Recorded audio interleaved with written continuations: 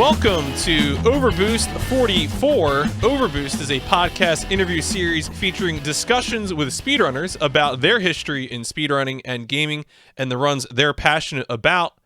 I am your host, PMC Trilogy, and with me today is TheBoyks. Boyks, thank you so much for joining me. Hi, nice to be here. All aboard. Yeah, all aboard for value. So I usually like to start these off with current events. And the thing that I wanted to touch base about is that this weekend, starting tomorrow, is Valuethon. And it's Valuethon 9, right? Yeah. So Valuethon's been going on for about 5 years now.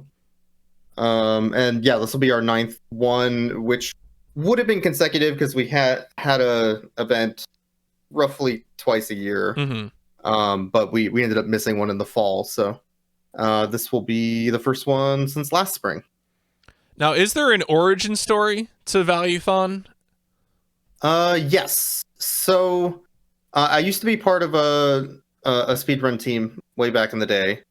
I believe it was called Hi-Ai Kawaii, which was basically, like sort of anime games and runners. But that marathon kind of fell apart at some point. So I'm like, okay, well, I'll just make my own marathon and invite all my friends that I think are cool. And then we'll just put on an event for fun, because why not? So I started off Valuethon, and Team Value is like this thing of just a group of my friends to hang out for a day and basically just show off some runs and people I thought were cool. And then it eventually sort of just grew into a much larger, much more open event with charity and whatnot from there. So that's interesting. So this is not, despite this podcast only being a thing that started in last year. This is the second time the Hawaii Marathon has come up, because a few months back I had Wolsk on, who is the author of the cat bag emote, which I remember being a important part. That was a huge thing, yeah. For sure. So we had that whole team had nothing but like cat bags because of Wolsk. I remember that. Yeah, that was good. Yeah, no, it was a good time. I was like a lurker. I never ran myself, but I do remember that being the marathon where I discovered one of my favorite streamers, who I still get to watch now, Piri. So I always remember that marathon fondly. Yeah, Puri's dope. Yeah. If people aren't following Puri, he is over on YouTube now. You should go check out Puri's channel. It's very good. He's a very good friend of mine, and yeah, great content. Yeah, no, I recommend his stuff in my Discord all the time, so I definitely heartily agree with that. A thing I wanted to ask about when it comes to organizing marathons is, over the years, I think, and I say over the years, since, I guess, 2015, 2016, I feel like marathon organization tools have gone through a few phases. And I was curious if you had any particular. Do you think where we are now is good? Do you miss something? As an example, when I was looking through your speedrun.com profile, and I was like, oh, I wonder what Boyks moderates. And I looked at the bottom, and I forgot that there was once upon a time marathon organization tools on SRC, because it still lists. It's true. Valuethon, I think Valuethon. Parentheses, the new marathon is Valuethon 3, and then below that Valuethon 3. So I was curious, if, as an organizer, did you have any sort of takes about marathon organization tools? Yeah, I mean, there's been a bunch of different tools to help out with it. To be honest, it gets more and more complicated the larger your event gets, so you end up customizing a lot of that anyways to fit your needs. But yeah, for a while there was speedrun.com, where you could just go into the forums and request access to set up a submission page, try and organize it that way, and then submit.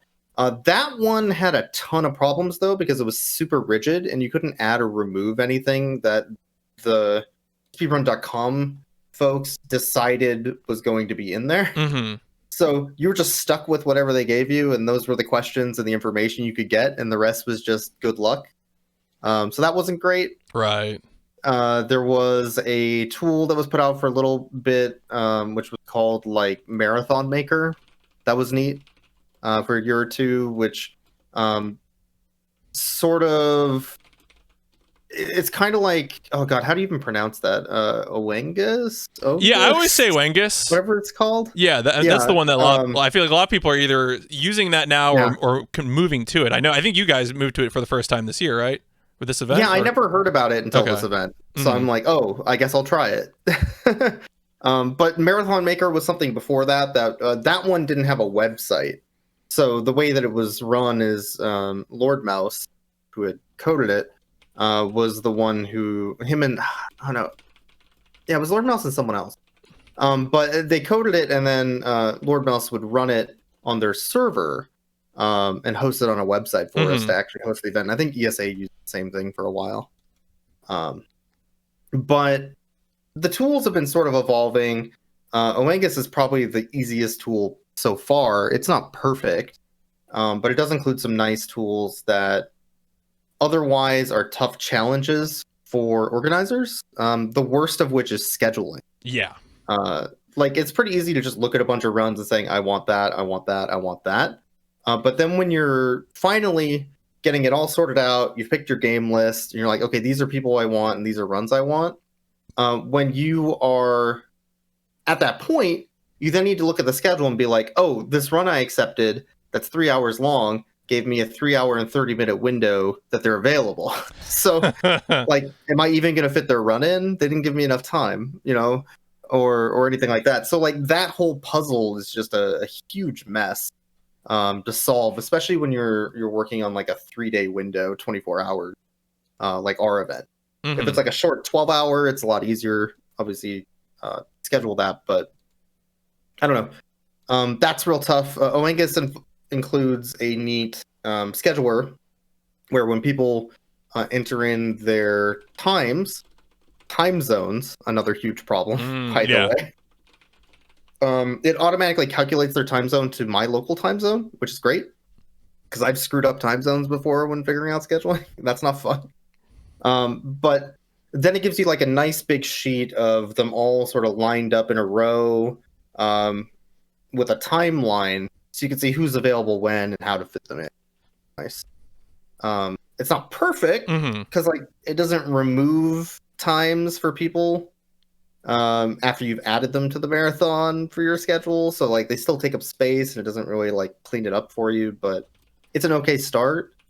Hararo, still pretty good for at least getting a schedule out there. It uses some markup tools which are nice. You can like put links to your runners and such if you have time to go in and edit all that. That I have some problems with Hararo though. Mainly, so the fact that anybody can make a Hararo and that it shows up on their schedule, but only 5 marathons ever show up on any individual day for their schedule, means that somebody can just go in on Hararo and say, I'm streaming these days, schedule a time, and has nothing to do with the marathon. And it'll just block off like 20 days of time, and then they'll show up for those 20 days on the calendar, blocking off and cutting off, events that are running. So that's not good. Among other oddities with the site, it works pretty okay just for like a general markup, but yeah, there's a ton of random issues. The way we end up kind of doing everything now, for Valuethon anyways, is I have the Oengus, which is what we use to have people submit. We use the tool that they gave us to figure out like time zones and when people are available to roughly calculate a schedule. Then we had to convert it over to Hararo and actually type in and get the schedule there. Then we had to fill out multiple Google Sheets to reorganize everything and figure out our streamers. And like, so it's really like 7 tools. Just to get it working right now. It's still not quite. I mean, do you think that it's moving in a direction where it will be more unified, or is it just sort of intractable? Well, it would take somebody to want to go through and organize them, and create that tool. And then they would also need to have a lot of experience running those events to know what is useful and why. Right. If you just get random coders to code things, they're going to code it in like an optimal way. But that's not necessarily a useful way. Yeah, it's true. Right.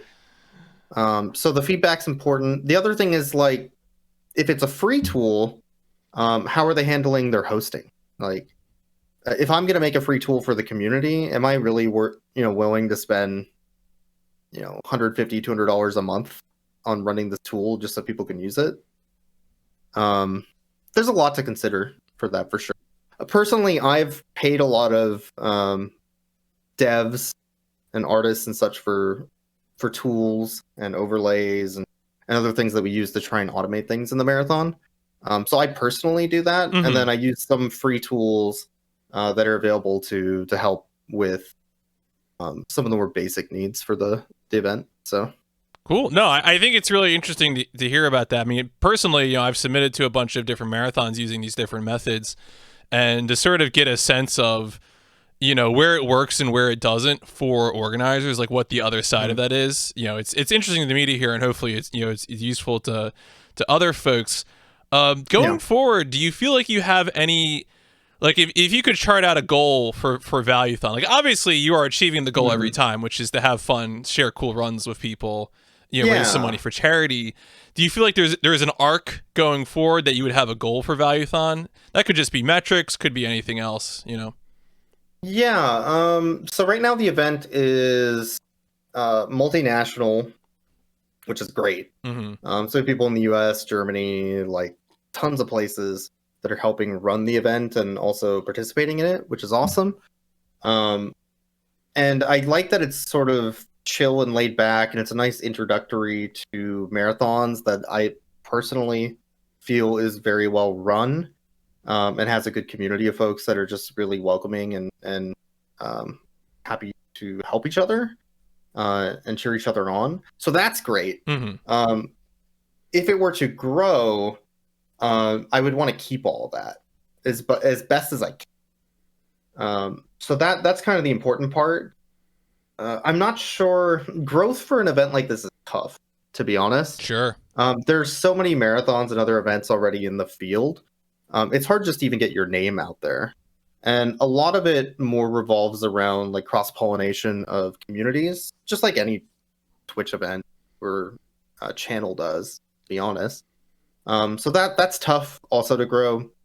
I think ultimately, though, if I could, I would like to run like an in-person event at some point. Mm-hmm. I think that'd be fun to organize and run.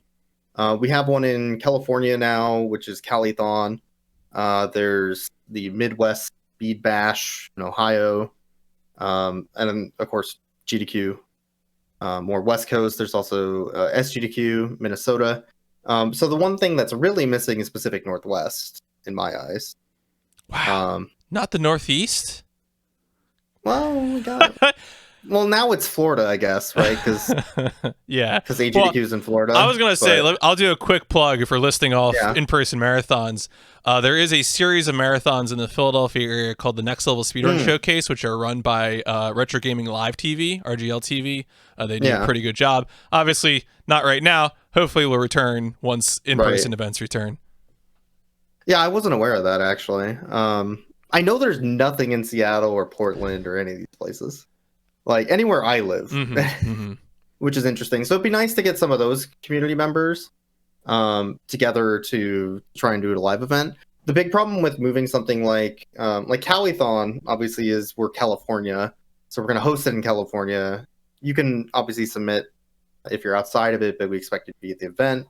That's changed now that we don't have live events. But mine's all, well, I guess Valuethon, I don't want to say it's mine. It's a ton of people working on that. But Valuethon has been an event that has always been online and always been people in tons of different places. So trying to get a live event in one specific location like that, I think ultimately would be tough, but it'd be cool. So no, for sure. See. Oh, here we go. Here's an important question from chat. Do you want to become famous? Nope, just kidding. Yeah, can I buy follow? Ah, shit. Not too late. I missed it. Well, let's go back in time then. Let's segue there from to back to the proper script. Where is your start with video gaming? How did you get? Does that come from family, friends? Where does that come from? So I'm the youngest of 3 kids in my family. My sister is 3 years older than me, and my brother is 8. years older than me. So I grew up a lot with them playing video games and me just kind of sitting and watching them. Mm-hmm. So that was fun. We had an old Apple II that we had hooked up in our basement that was hooked up to like a really crappy 80s CRT. That was great. So I would sit there and play Carmen Sandiego and like put the floppy disks in the keyboard, like all the important stuff. And then yeah, we had NES, Super Nintendo growing up, PlayStation. So I don't know. My family is just, or at least my siblings, have always sort of been into gaming, and I kind of just grew up with it and absorbed it. What were some of the major titles that you would have been sharing with your siblings?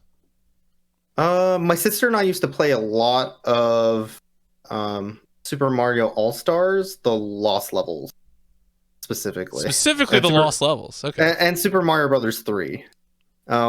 We got really good at the hard one, though. So her and I used to do that a lot. If we were playing at the same time, we would do Super Mario Brothers 3 so we could do the 2-player pass-off. And then my brother actually introduced me to Doom and Wolfenstein. So I got really into those on PC. And when I was like 7 or 8, I was actually making Doom maps for a while. Oh, they really? weren't good. But nothing good. Do you still have any of those? Did you ever? No. Okay. There are too many computers back, unfortunately, at this point. Yeah. But yeah, we did a lot of that. My brother was a little bit too old for me to like actually play games with at the time, but yeah, sister and I played a ton of like Super Nintendo and NES games. A lot of Duck Hunt. Duck Hunt's not very interesting, but when I was a kid, oh, it works, right? You gotta be something. So I feel like we're here in a speedrun interview podcast, so it's safe to assume that you stuck with gaming. Have your siblings also stuck with gaming, or did that kind of become your sole domain? Yeah, so I actually just recently sent my brother my old NES with a bunch of games because he wanted to get his daughters into gaming, but he wanted to teach them the older stuff while they're still like, 4 or 5. Sure. Because it's simpler and it's something that he can kind of connect with. So he's teaching them how to play NES right now. I'm sure he's starting them off on something easy like Mega Man. Mega Man 1. It's fine. They're 4. They'll learn. And then yeah, my sister still plays every once in a while, but she's not like super big into it anymore. Her kids, her son and daughter are really into games though. They have a Switch. I think he plays the Minecraft Dungeons on it. Last time I went back home anyway to see them, I taught him how to play the Pokemon card game. Because he was really into it, and he had cards, and he was just like looking at the pictures. So I'm like, oh, let me teach you how to play it, I guess. Those card games can be hard to get into without someone to really hold your hand on it. No, so actually, you kind of anticipated one of the other questions I like to ask around here, which is, do you still have that hardware around? It sounds like the NES stuck around. What about some of the other stuff? Like, did the PlayStation survive the years? The PlayStation 1 I ended up selling to GameStop for $10 towards an Xbox 360 like a big stupid idiot. And I think I sold them Final Fantasy VII for $5 at the time because it's GameStop. Yeah, that would be about GameStop prices. The Super Nintendo I sold for like vacation money one year because we were going on vacation. I'm like, yeah, that was a bad idea. The NES, I think, is the only one that really stuck around up until like the 360 era. I did keep my original Game Boy. I had an old brick Game Boy. Right. Yeah, but I've actually taken it apart now because that was the first system I started modding. Right. So I took it apart and reshelled it and put a new screen on it. So that's still the same Game Boy I had. At least like the backboard on it is the same. Yeah, so. Most of it. We don't need to get into a ship of Theseus problem here. That's beyond the scope of the podcast. It's the same in my mind. Yeah. But a lot of it I ended up selling it at the time because like the way that I got games was I sold games to buy new ones, right? That or I went to the video store and I rented the same game 4 weeks in a row you know. So. Yeah, I mean that's one. So one of the reasons I like to ask these questions up front too is because I think so often access is what shapes our taste in media, especially access. You know, when we're in our like tween teenage years and things like that. Really is going to determine what we're interested in later on. Here's another milestone question, which is. Presumably, so my guess is from the way you described, a lot of these, video game consoles were, they were sort of the family thing. You and your siblings were playing them. What would have been the first thing that was yours alone? Maybe it was the 360 or something. But the idea being that this wasn't something you were sharing with your siblings. This was your console or your PC. Yeah, Christmas '99, my parents bought me the Game Boy. With I think it was Link's Awakening. And I did not at all really understand how to play Link's Awakening. Because that was my first Zelda. So I'm like, I don't know how this game works. I got lost in it, and then I didn't really want to play it. Until they bought me Pokemon Red in 2000, when it was on sale, finally. Fine, yeah, that would have taken a while. Then I got super big into Pokemon, is what happened. And around that time is about when I got my Super Nintendo as well. I bought it from, like around 98, 99. I bought it from a garage sale for like $100 with 13 games, some box. Yeah, that one was mine too. So good stuff. Cool. So going from there, we're going to be talking mostly about speedrun stuff, but I do want to check in on multiplayer gaming. Over the years, have you had any big multiplayer game phases? And that can include anything. That can include, MMOs, MOBAs. Yeah. I'm going to say card games because I've watched other interviews with you and I know that's there. Yeah, I mean, I played Magic for like 16, 17 years. That was big. As far as like multiplayer goes, I was actually really big into shooters, especially in the Xbox and the era. So I was huge into Halo. I didn't like Call of Duty, but I played Call of Duty because friends played Call of Duty. It's just like it's something to do. Wait, what form of Halo were you playing? Like Halo 2 on Xbox Live, or was that, or do you? Well, first we did LAN games of Halo 1, and then we did Halo 2 online. Yeah. And that shooter phase kind of carried through up until about Left 4 Dead. We used to have big LAN parties where we would hook up 8 TVs and 8 360s in the same house, like just in an apartment. Wow. So there'd be 4 on the kitchen table and 4 in the living room, and people would just play LAN games of Left 4 Dead, which is insanely fun, by the way. If you get people that are all in the same room trying not to give away what they're doing and where they're going, and like also like shouting at each other when like the hunter jumps on somebody, you're like, oh shit. Like it's so much fun. Every game of Left 4 Dead should be played that way.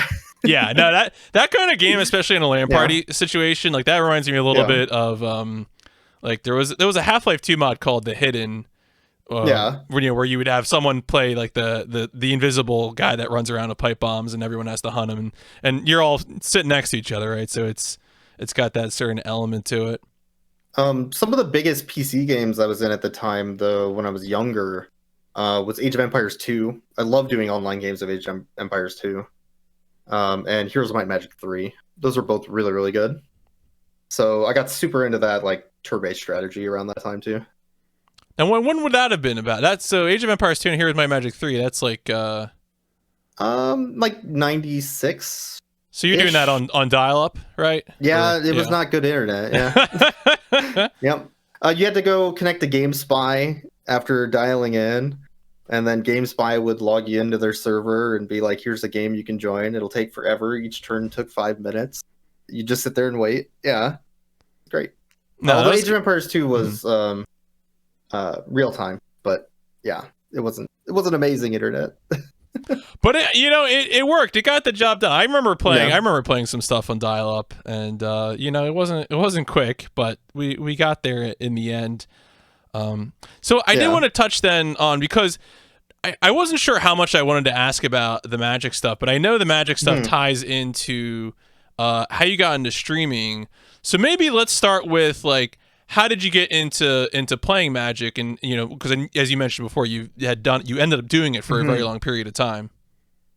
Yeah, so I was actually really, really big into Pokemon first. And the Pokemon TCG came out. So I started going to a local card shop to play the Pokemon TCG. My brother was actually the one that was into Magic at the time. So after I played that game for like 6 or 7 months and I was really enjoying it, he bought me a starter deck for Magic. I think it was like the 99 core set thing, which had like 2 pre-made decks and like a CD you could put into your computer that taught you how to play. And then that kind of started me off with, oh, I can also play this game. So I went to the shop and started playing Magic as well. And then all the, lunch tables at school, there was like a small group that played Magic. So I hung out with them, played Magic. Yeah, just kind of grew up from there. And then, yeah, like I said, I got into streaming because I was actually making Magic video content for YouTube. Now, what kind of video content would you have been making? It was for a website called draftmagic.com, which no longer exists. But it was like draft videos. So you would, record yourself playing and drafting an entire thing, sealed. Also like playing with a group of people that were all part of that website and doing some like community events and such. Which was really expensive, by the way. Because getting all the cards or the equipment or? Well, you would play on Magic Online. Okay. But the problem with Magic Online is that cards cost exactly the same digitally as they do physically for like no reason. So if you wanted to do a draft, it was 15 actual real dollars every time. And sometimes you could sell cards off to like digital marketplaces to get some digital currency back that you could then digitally use to spend less. So in theory, you could go infinite and not spend money on the game anymore, but there's so much art, like randomness in it, that just doesn't happen even with play skill. So when you're recording videos, especially in a format where, it's a $15 draft, if the video is not interesting, you have 2 choices of either I upload it or I spend $15 more and another 3 hours of my life trying to do it again, right? So that would happen. Like I would just spend $45 in a night playing this game, trying to get a video on a website I would make $2 back on. Right. I mean, were you monetizing through? Was it for that website or was it through like YouTube? Yeah. Okay, it's through that website. It was through that website. They were paying me per video, and they were making money off of YouTube from there. Okay. It wasn't like a great deal, but it was a good like intro. Sure. To content creation. Before that, I hadn't really like made things. I just saw some videos, and I'm like, oh, these suck. I can do it better. And then it was worse, but then it eventually got better. You got there, right? So, yeah. So, but yeah, that started. Twitch actually started coming out around then. I used to be watching Justin TV actually before Twitch, and then when Twitch came out, I'm like, oh, streaming's not really the thing. YouTube's the thing. So I'll just do YouTube. Screw streaming, right? But then I tried it, and I'm like, oh, this is actually just really fun. I enjoy this way more than sitting quietly in my room and getting upset that I spent $15. Oh yeah, I can only imagine that part of it. Yeah. So when you would have been doing that, because so you said you were doing Magic Online, which I'm not too familiar. I've heard of that software, and I had friends who played Magic, and I'd done very little of it myself. My understanding was always that software was, just as you said, not a great value proposition, so to speak. Yeah. So Magic Online started in 2002, 2001. They updated the software in like 2006, and then they updated it once in 2011. And then like a half update maybe a couple years later, but it's still built on the same thing from 20 years ago. And then they just stopped doing anything with it, but it's still active and you can still spend money on Magic Online and it still exists. But they also have Magic Arena, which is a free-to-play, like, way better that thing, killed drafting among my friends. They used to get together every weekend to draft, and then Arena came out and that ended. Yeah. So, but yeah, the thought behind Magic Online's funds is that the reason the cards are worth the same as in paper is because if you get a full set of those cards, you could eventually pay $10 and Wizards of the Coast would send you that set of cards and remove them from your digital. Oh, interesting. Inventory, I didn't know right? that. Okay. They did that. They did that for a long time, and it tied a price to the card, as in like it's the same price as the card because I can just get that card, in theory. Hypothetically. If I collect a whole set, I can in theory get that. But then after a while, they started realizing that it was a bad deal for Wizards. So Wizards just increased the cost enough to the point where it wasn't even worth doing. But the value of the cards remained the same. Yeah. Because people were so invested in the market at that point that there's no way to pull out and like make anything off of it, right? So it's weird. Like that whole situation's weird because there's just like thousands and thousands of dollars stuck in this system that's 20 years old with cards that aren't even worth what they're worth anymore. God, so, it's just very funny that we're talking about like the speculative value of digital assets. Feels weirdly topical. It's an NFT crypto art of a real card that's not a real card, but you can maybe get a real card. You could maybe spend too much money. Maybe. Yeah. Right. Or you could just go to Kinko's. Not that I'm advocating printing fake cards, but well, so part of the reason I wanted to go down this this avenue was I always like to ask when at the point when someone got into streaming, the tools that we use for streaming have evolved a lot in the past 10 years. And it sounds to me like even though you might have, it took a little longer for you to get to speedrunning because you started out with magic cards and content creation.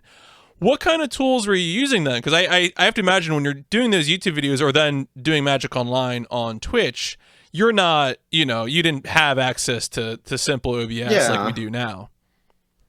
Yeah, so when I started streaming, I was using a program called live streaming, which was basically Justin TV's application at the time. It wasn't good. It had a button that said go live, and that's all it did. And then I moved over to what was it? It was God, what's that other pay for service? I forget what it's called now. It might still be actually, I think it's still around. Wait, the other one, the XSplit, or I mean, XSplit's the other big streaming program, or you mean there's another pay? Was it? Yeah, I think it's XSplit. Yeah. XSplit. Okay, it is XSplit. That's still around. That's still around. Yeah, people still talk about XSplit occasionally, which always surprises me. I used XSplit for a while, but then they went to a pay for model, which I did pay for a year because I tried OBS Classic, and OBS Classic was absolute trash. Yeah, it was rough around the edges for sure. It barely worked, and it was way too manual to do anything. So I paid for XSplit for a year, and then realized that once they released OBS Studio, that was just way better. So I stopped paying XSplit and just have been using OBS Studio since, basically. Yeah, once upon a time, I would tell people pros and cons about XSplit versus OBS Classic, but once Studio came out, I was like, this is no competition.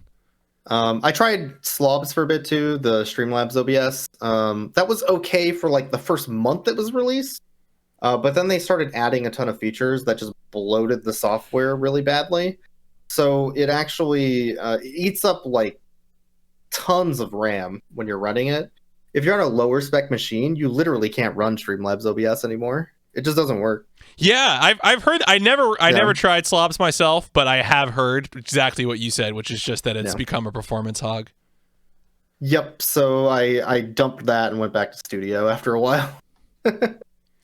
Yep. All right. So that case then, so that brings us to the point where I do have to ask the question now. How did you first learn about speedrunning? Yeah. So back in 2011 or so, 2010 or so, I think somebody linked me a video on what was it, Speed Demo Archive, which I'm not sure if it's still around because I haven't been to that website in a while. SDA is still around. As someone who runs old games, let me tell you, SDA, I mean, you still run old games too. But yeah, for sure. But search the forums. Always search the forums. Even now, even in 2021, search the forums. You can find good stuff. I know that there was some useful stuff on the forums. I started just downloading videos because this was like, it wasn't like pre-YouTube, but there wasn't like a YouTube for videos. Sure. Really. And also, too, remember, YouTube used to have that 15-minute limit. Yeah. So if you wanted a full run. While, yeah. Yeah. You had to split it up. So what I would do is I would just download them and fill up my hard drive. And then I found out task videos existed, and I would just download those, fill up my other hard drive. So I had this hard drive just full of speedrun videos that I would watch in my off time. And I would just go through and like, oh, Super Mario World small only, you can do that. And then I would just download a task of it. I'm like, whoa, this is dope. Show all my friends all these task videos that they didn't really care about, but that's okay. And then, yeah, I would just fill them up.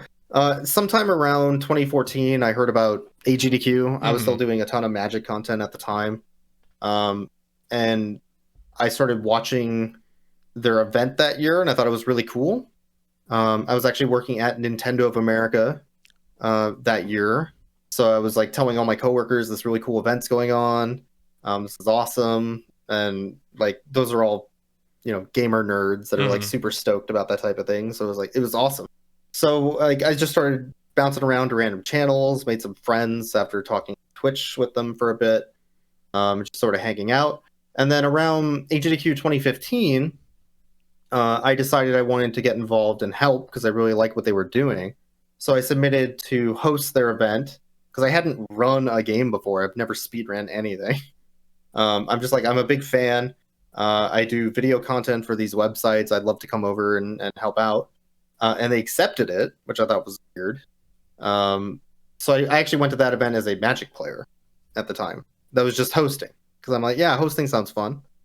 And that event got me super interested in wanting to learn and do some runs on my own after I left.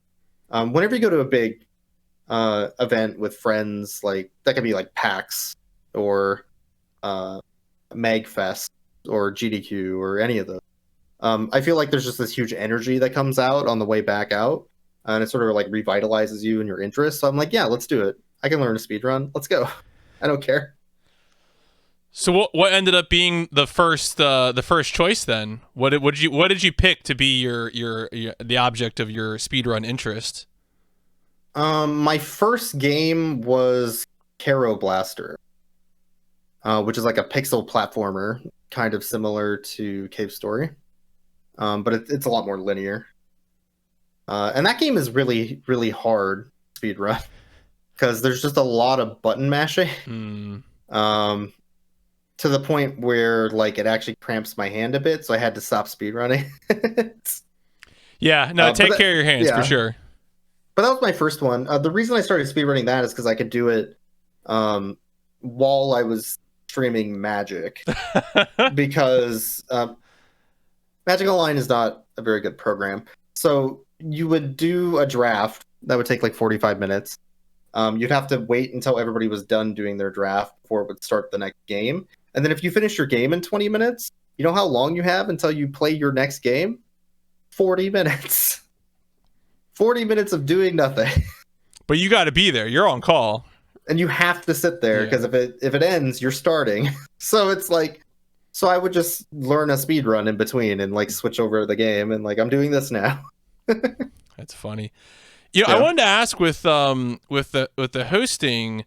Now, it's easy, I think, right now to search and find whether or not people have done runs. You have a website like GDQ VODs, for example, where it's easy to look up the runs that a runner has done.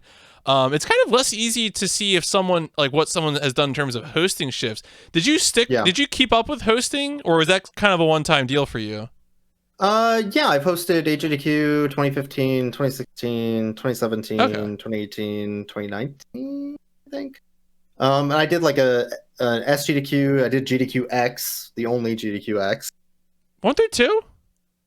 Was there a second one? I don't remember another one at TwitchCon. No, you had a run at one GDQX, right? That was the 2018 one? Yeah, I had a run at that, and I hosted that. Yeah. Okay, because there's definitely... I don't remember if they did a second one, though. I can confirm GDQX 2019 did happen. I did a run at it.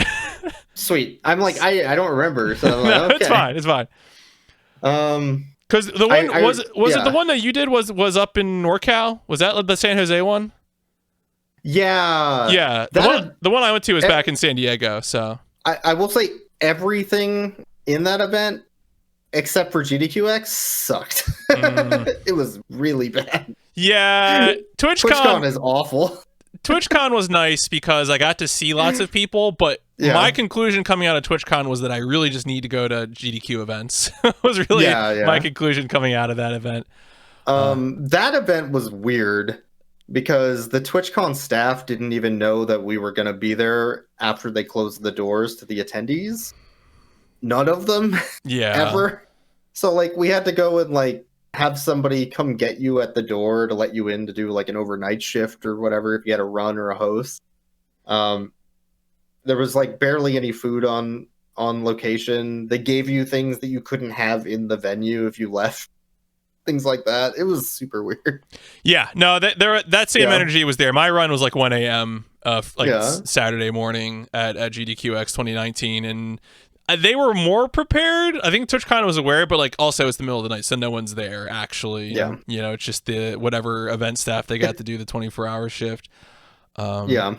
All right, well, let's do some speedrunning takes. We got your very first game, which was Kara Blaster. Of all of the speedruns that you have done, do you have a favorite? Favorite speedrun? And you can qualify that however you want. You know, like you're welcome to justify that as you will. Yeah, I guess. I could say two. My favorite speedrun, both music and like, I guess like how the speedrun actually plays and difficulty and everything is probably Shantae Half Genie Hero.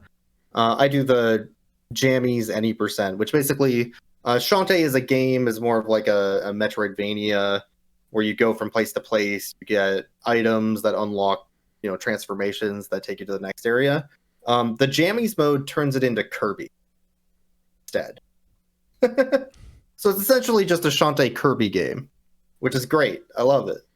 It just plays like a standard, you know, platformer where you go level to level, and it's really fun. My second one, that's like the most fun one I've done, that's also just a weird oddity that I like to show off, is probably Vampire Knight, which is an old, I want to say Konami light gun game. That one had a PS2 port. There's also the arcade cabinet. So I obviously play on PS2. But I have to, you know, set up an actual CRT. I have to set up my light gun, point it at it. I have to set up OBS with some custom filters, Puri, actually, that help remove the flashes for the stream, so there's not like random flashing. And I've read about this. Yeah, no, I've seen it. Yeah, Puri's capacity for tinkering is incredible. A genius. It's just really cool to do a light gun speedrun. Like people don't really do that. So no, it's definitely something that's underrepresented for sure. Yeah. What about the flip side of that? Do you have a run that you've done where you're like, this didn't work out for me, I'm probably not coming back to this? Your least favorite? Yeah, I've tried a bunch of games that I don't really think jived well with me. That I didn't really finish. Actually, a lot of the games I've done during like 12-hour challenges, I ended up not sticking with because the act of like forcing myself to learn something just wasn't fun. Like, oh, this is a game that I know is a cool speed run, I'll learn it, and then it wasn't. So I'm like, that sucks. That's really funny. I had a guest a few weeks ago, Jaxler, who does like a lot of 3D platformers. Yeah. And like half of his repertoire turned out to secretly be things that he started in a 12-hour challenge and just couldn't put down after. Which is it's just interesting to hear the different outcomes of that sort of project. I think it depends on how you learn. I need something that I just like casually enjoy in a way that learning doesn't feel like work. And when I'm doing a 12-hour challenge, it's like I'm taking notes, I'm trying to keep track of everything, I'm feeling pressured for time. It just doesn't work for me, unfortunately. What was one? I wanted to get good at Portal. I finished a run. I'm on the leaderboard. I'm technically there. What's my time? Okay. Glitchless Portal, 44 minutes, 39 seconds, 926th place, killing it. Yep, there you go. No, that's great. I want to get good at that game, but man, I just can't. Top 1,000, easy. All right, I'm on there.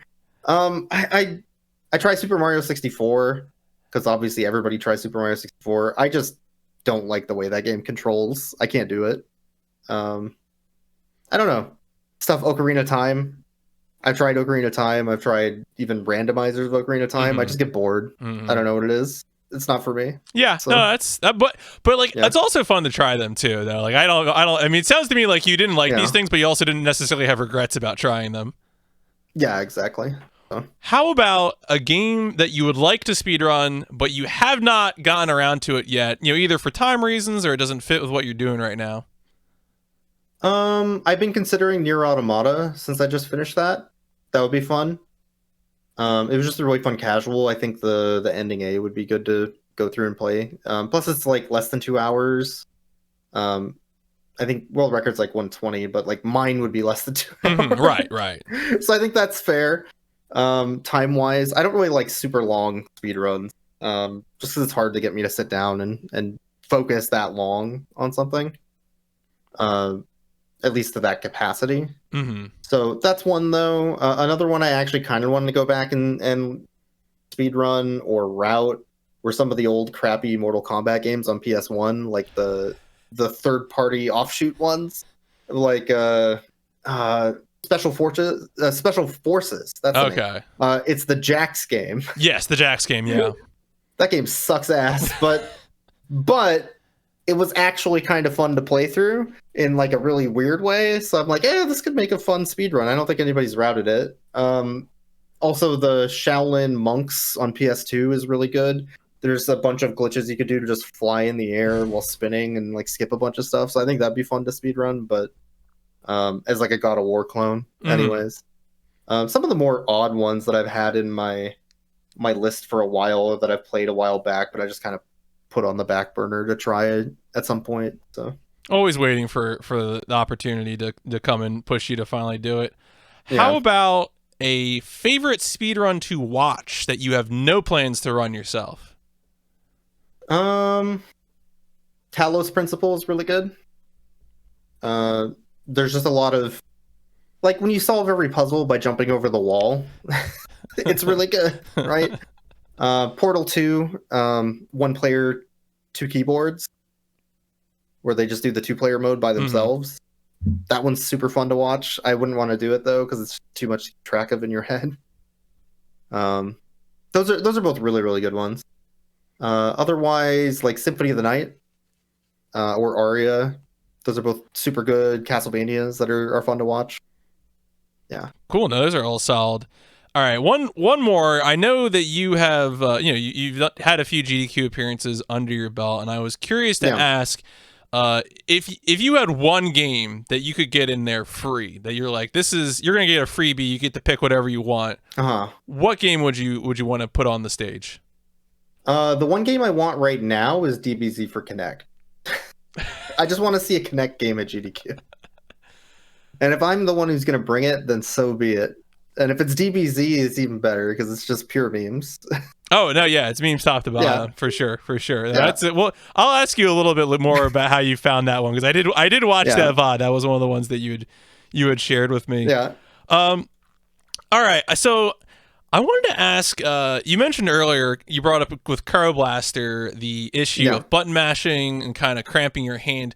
Do you do anything in terms of maintaining good hand wrist health, things like that, just so you don't end up injuring yourself? I mean, I have like sort of slight carpal tunnel anyways. I think like I'm just getting older is part of it. If I was 10 years younger, it'd been fine, but I'm in my 30s, right? So right. That's just what happened. Yeah, it is. It is what happens. It's true. It sucks, but I mean, that's part of it. You can obviously like stretch your wrists and your hands, and I do some of that. But what I ended up just doing was dropping the games that had the mashing. That's actually sort of a big pain point in some communities is the mashing. Pokemon specifically has a huge point in mashing because you have to mash through text sometimes for like 2 or 3 hours with some runs. And it's just literally text. There's no skill. in it. It's 3 hours of I need to do this because if I don't, I'm going to lose time. Right? There's no thought process. Nothing's happening in the game. So there's a big thing in the Pokemon community where they were trying to get turbo. Like, can I just turbo? It literally doesn't matter. It's not a skill. But the people that can mash fast and can ruin their, they don't want that, because then it gives an unfair advantage to the people that can't, right? So it's tough. Yeah, I hope to see more of a turnaround on that. Like I think for a long time I've always heard it described as being a thing where like in Japanese communities turbo is acceptable for like tech smashing, and that in North America it had not been the case because it was viewed as like a tool that wasn't just human input. It doesn't even make sense because like some communities do allow mashing in a way. Like if I'm playing Half-Life, I have my cheaty mouse. I can bind jump to my wheel and then infinite spin it. That's fine in the community. I can do this. This is like 1,000 inputs. That's fine. But it's not for Pokemon. Yeah, it's weird. I hope, I would rather the people arguing against turbo realize how much pain they're going to save themselves, by getting out of that now.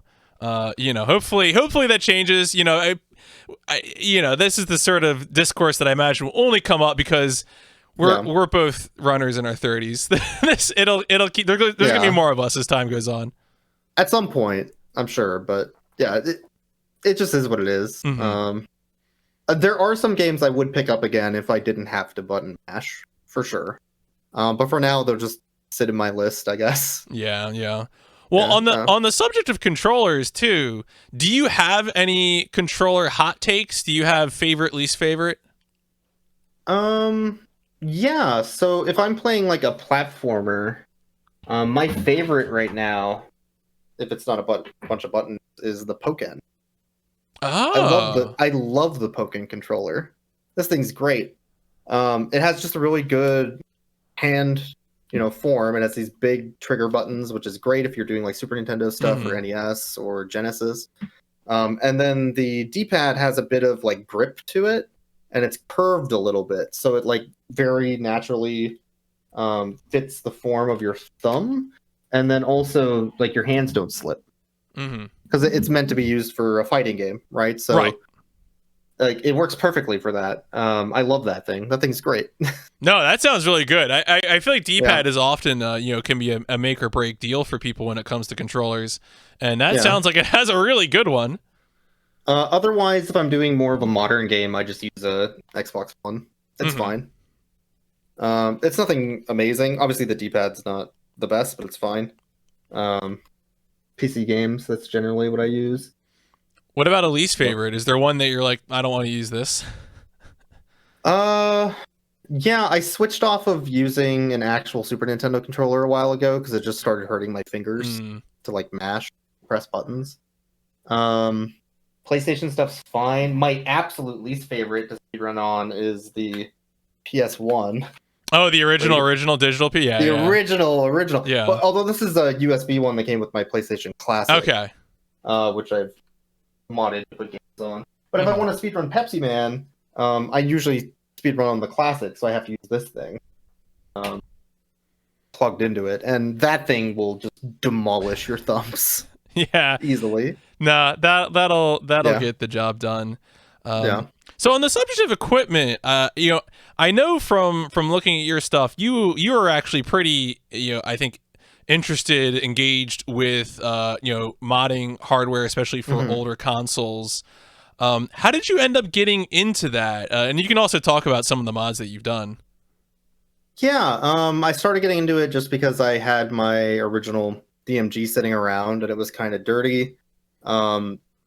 What I started doing was actually just cleaning them.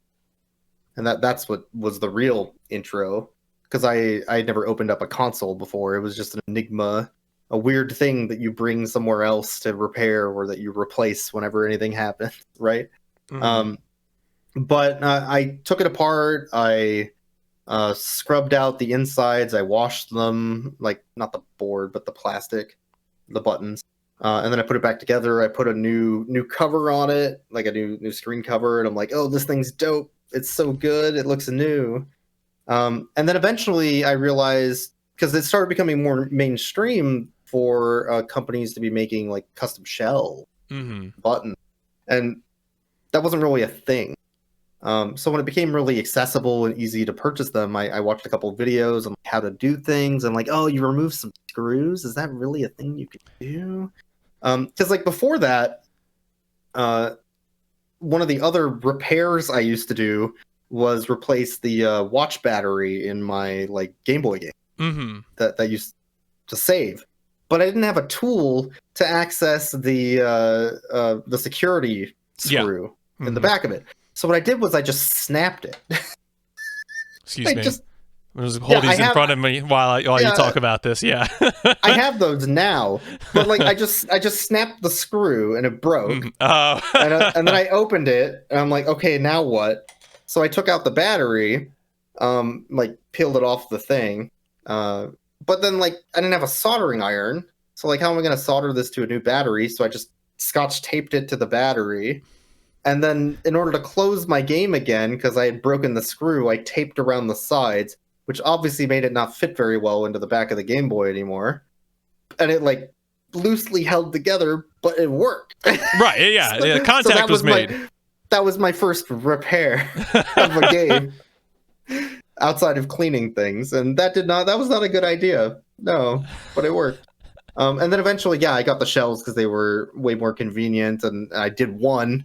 And then I'm like, this is so easy and it's cool to learn. And I love hardware because I have a comp sci degree, bachelor's. Okay. And it was mostly in hardware and NES programming, actually, is what I did for my capstone project. So it was all like low-level programming. Yeah, no. So, and breadboarding and stuff. I guess for listener reference, I have electrical engineering degrees, and my first job out of college was embedded software programming. So I was in there for a bit myself. Yeah, so like that type of thing really interested me. So I started digging into videos and purchasing stuff, and then just going from there, Game Boy to Game Boy, and then eventually I started getting more artistic with them and making like a 70s stripe wood panel Game Boy. Ooh. Or a vaporwave Game Boy. Just stuff that I think is cool that nobody else wants, basically. So, but I've recently started taking commissions from friends and folks that I kind of know, and that's been going well for the couple people that have wanted one. It's been neat. So cool. No, that's really neat. The thing I was going to segue into, so obviously some of what we've been talking about, what you mentioned was aesthetic stuff, but of course also there's the utility of it. There's repair, and then there's also replacement of things that don't work anymore. One of those big ones I feel like is we're getting a lot of lasers are starting to leave this earth. A lot of lasers reading discs. And a thing I've been doing, so I usually never do any soldering myself, but I'm pretty comfortable opening things up. And so if I see a plug and play optical drive emulator, I'll grab one of those. I'll put it in, no issue. And the thing I wanted to ask was, as a someone who speed runs, people can get real touchy about real hardware and emulation and things like that. Do you have any takes about the use of things like optical drive emulators and whatnot in a speedrun context? Of course, always be honest about what you're doing, but beyond that. So there's two things. One, PlayStation speedruns are an absolute freaking nightmare because of their optical drive. It sucks. So every speedrun community for every PlayStation game has different rules on what they allow, how they allow it, what emulators, if any, which system, how they split it.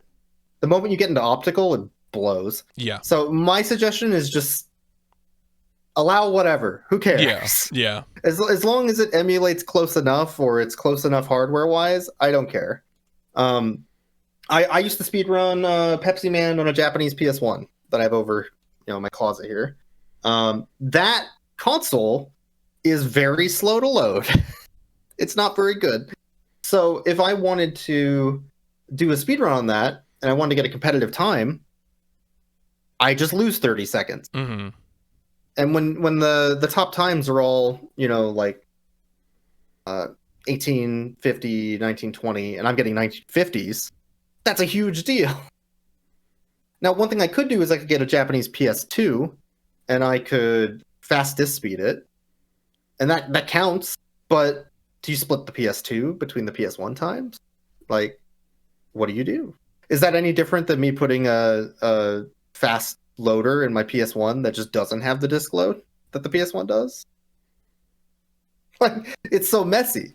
Yeah. So I think just allow whatever. Who cares? The point isn't to have like the end all be all. This is the perfect recreation score. The point is to have fun as a community and compare your times in a somewhat competitive way that everybody has agreed upon, right? And the more you muck that up and confuse it, you start running into like, well, I need to buy an IQ to play Ocarina of Time situations, right? Like, who cares? Right. No, I think that's exactly right. I think the further I get into, especially like PlayStation 1, PlayStation 2, which as you've mentioned are full of different community rules, which is fine, but you get in all sorts of these different loading situations, and you have a lot of people who are like, I gotta hoard 90k PS2s so I can play my PS1, PS2 games and speedrun them, and I'm like, this is affordable right now, but this is gonna start turning bad. I do think when it comes to emulation, allowing emulation on the same board as console is fine as long as the settings are comparable. PS1 emulation is not that great overall, although it's gotten better over the years. But the problem is, like, once you start doing that, then you also have to, like, am I really going to check the frame rate of every video somebody submits to my dumb meme game that has 5 runners? Like, just to make sure you didn't switch the FPS to 70 instead of 60 on your emulator? Like, am I really going to do that? Do I really care? Like, is it worth my time? Yeah. Probably not. If it's like a big board with 1,000 people and a ton of notoriety, maybe, but like, it's tough. I don't tend to run games that have big leaderboards outside of Portal, 900 and something, whatever play. 26, hell yeah. I'm like almost dead last in the people that actually have a time. Hell yeah. But like, that also, when you run into PC speedrunning, it's the same thing. If I have a better PC than you, then my game loads better. Now you can potentially cut out loads, but unless your speed game has a load remover that somebody actually went in and coded and made, it's a huge pain in the ass to go through like a 2-hour video and cut out every load time your run, right? Right. Manual counting of loads for every run that you want to submit. No one wants to do that. Yeah, but once you start getting into the nitty gritty of like, our runs are too close in time, I have to take this into account. I don't know. I don't really care about that, to be honest. Yeah, no. Who cares if somebody's computer was faster and they got 30 seconds at that point? Just put them all in the same category. I don't give a crap. Right. Yeah. At some point, you have to ask what is what's worthwhile in terms of labor, and you go in from that. All right. Well, let's start jumping into some particular games. Of course, when I ask a guest on, I ask for a few different videos, a few different runs that are important. And I feel like I wouldn't be doing my due diligence if I didn't bring up the Pepsiman phenomenon. And the first thing I want to ask, because I feel like this is a well-known thing, the Pepsiman runs, but I feel like you have embraced it somewhat because you have Pepsiman.net. Yes. When did you make that decision? How long have you been the owner of Pepsiman.net, redirecting to your Twitch channel? So I did my first Pepsiman run in 2016, which was its own ordeal. And at the end of that, I realized that what I did was I plugged Mike Butters, which was the FMV actor. The actor, yeah. And I think at the time he had 100 people on Twitter, and then I shot him up to like 3,000 overnight or something. But then I realized like I didn't get anything out of it. I got like one viewer or something that stopped by. It's like, hey, I like your run. I'm like, oh, that's cool. So what I decided was I was going to make a novelty joke URL the next time it got accepted to plug as a joke. Not necessarily to get people to go there, but just like, hey, why not? Right? Why not? Yeah. I'm sort of a modest person. It's hard to like ask for something like that, so it was easier to play it off as a joke than not, or than to do it the other way anyway. So I actually made Pepsiman.life first. Okay. Which was through GoDaddy. Never buy a domain through GoDaddy. Yeah, don't do that. That's a bad idea. They are predatory as hell. That was a bad idea. But I bought that as a joke for the year. I said it at the event, and then I ended up buying Pepsiman.net after that one lapsed because I wasn't going to give GoDaddy $120 to renew my $5 joke domain. So yeah. At the first Pepsiman GDQ run, 2016, you mentioned that the person with the Pepsiman costume, the handle is Frozen, I think. Yeah, that's Frozen True Ally. Okay, Frozen True Ally. Is it the same person in 2018? Yes. Okay. So the funny thing about that is he just had that costume. He just already had it. That was not purchased for the event. I didn't ask him to get it. He just had it. So I'm like, hey, you have a Pepsi Man costume, right? Yeah. You want to go? You want to be on the couch? Yeah. Okay, let's do it. Fascinating. Oh, no, so that's the big fashion choice, right? Like everyone watches those runs and they see.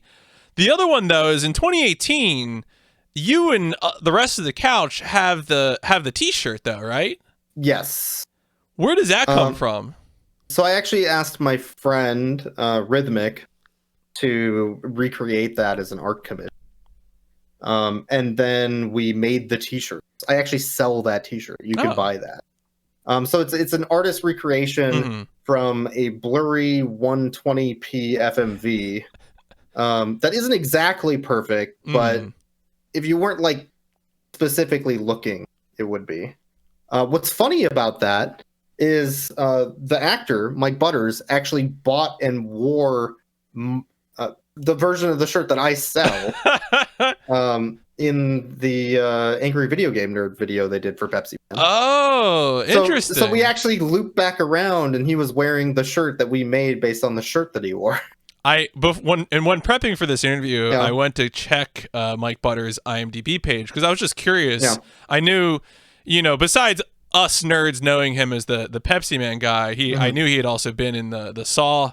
Few of the Saw films, and I was like, has he done anything else big? And scrolling through, I noticed that even on IMDb he was credited for an episode of Angry Video Game Nerd. Did not know about the T-shirt though.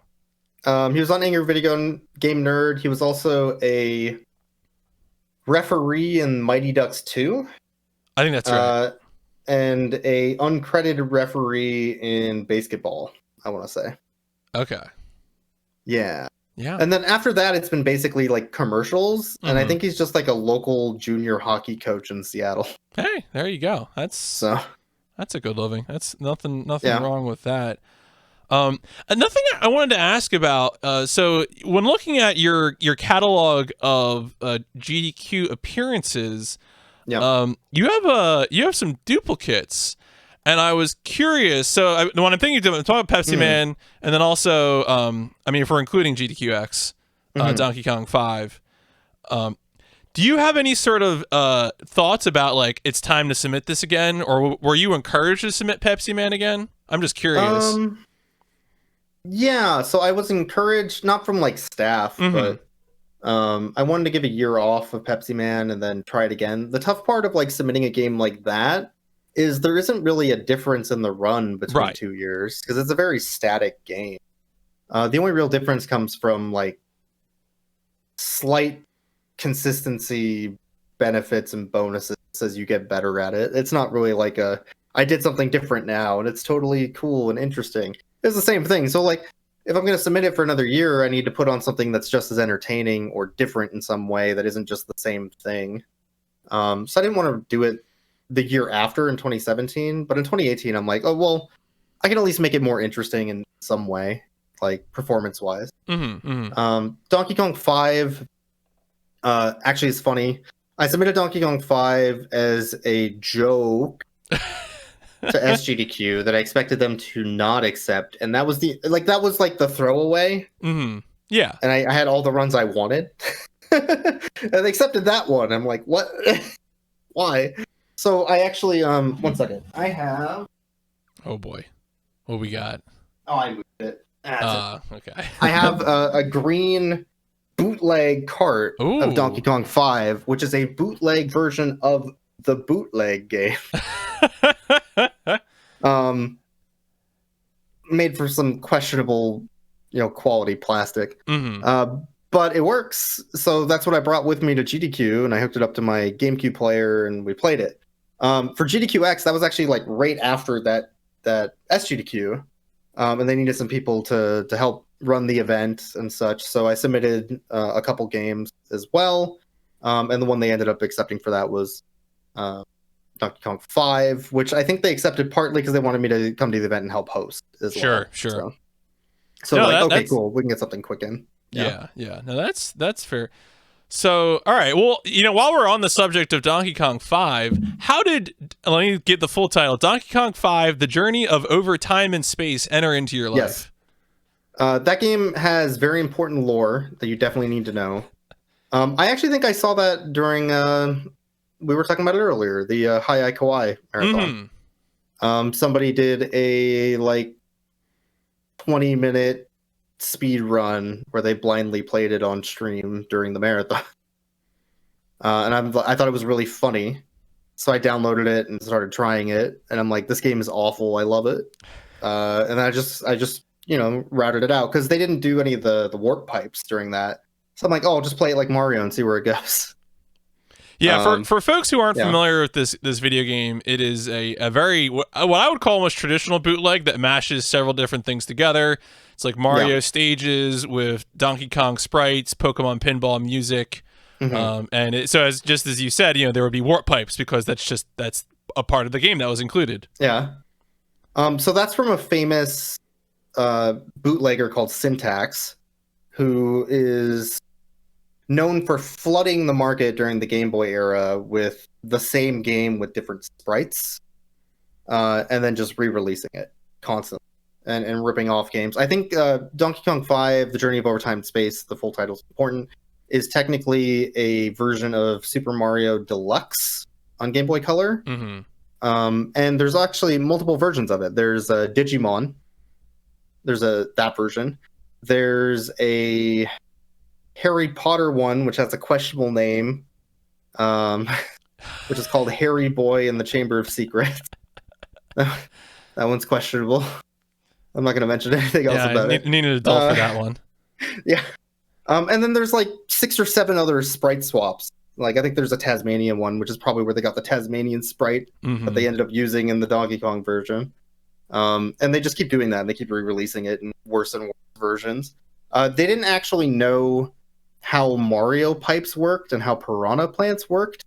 So how sometimes in Mario there's a piranha plant that pops up and then it goes back, and it's not in every pipe. They just put it in every pipe. In every pipe, yeah. Every single one, and it's on a delay. So you're just gonna assume that one doesn't have one, and it does. It'll wait for you to stop paying attention and then pop out. Perfect. Just designed just like the original Mario game. Yeah, it's pretty much the same. It also has really bad input delay. So that's fun for speedrunning, by the way. You have to do everything a second before it's supposed to happen. When you're doing runs of this, what sort of were you just emulating it, or were you doing it on some hardware like a Game Boy player or something for a Game Boy Color game, right? Because that's what this is. This is a bootleg Game Boy Color. I originally learned it on emulator, and then I ended up buying the cart because I didn't have money for an EverDrive, so I just bought a bootleg. It's a bootleg anyway. And then I played it on my Game Boy player on my GameCube over here. Do you play it on? I guess you don't really. Have you? I was gonna say. Do you play it on an EverDrive now? But I have a Game Boy EverDrive now, but I prefer to play on the cart because it's more fun. Right. No, absolutely. Yeah. All right. Okay. So the most important game is Dragon Ball Z Kinect. How did what compelled you to get this game and to try and do a Kinect speedrun? So I bought a Kinect. Kinect. I think I just bought this used at some random. It wasn't even a video game store. It's like an electronic. God, what is it? It's not like a recycling center, but it's literally just a huge room of old electronics.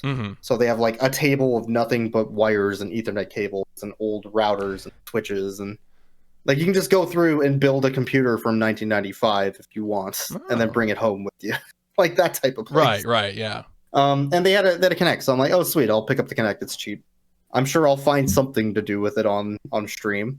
And then I found out like Kinect games are like $2 because nobody wants Kinect games, right? So I ended up just buying a big stack of like 20 Kinect games. And for an entire summer, I just started going through each game on stream.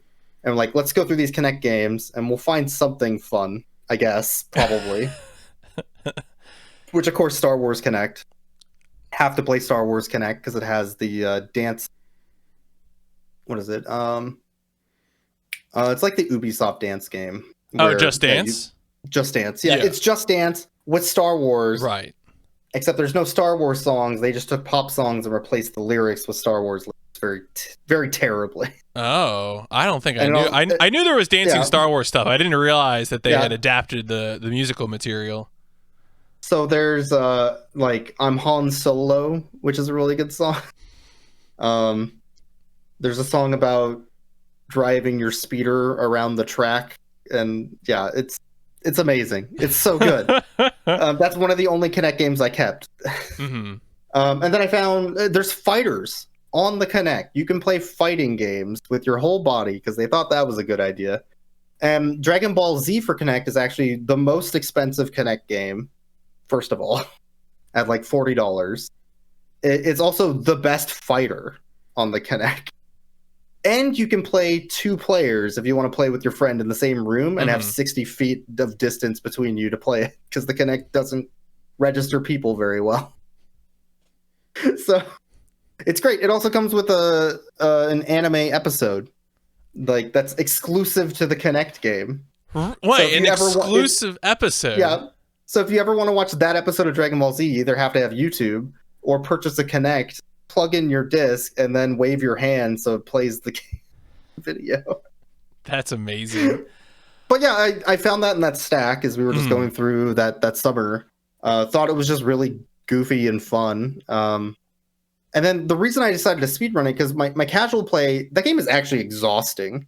It looked exhausting, casually. Yeah, watching you do the speedrun. It took me like 8 hours to beat the campaign, because like the fights go on forever.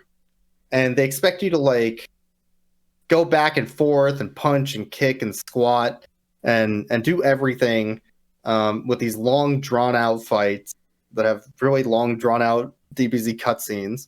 But what I found was that the game actually came with QR codes, which you could utilize to like unlock fighters and get super difficulty settings and whatnot.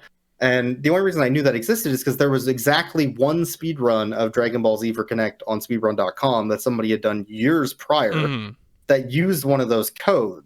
They used, I believe it was Kaioken times 5, the code they were using, which doesn't really mean anything. It's just a code that slightly increases your damage.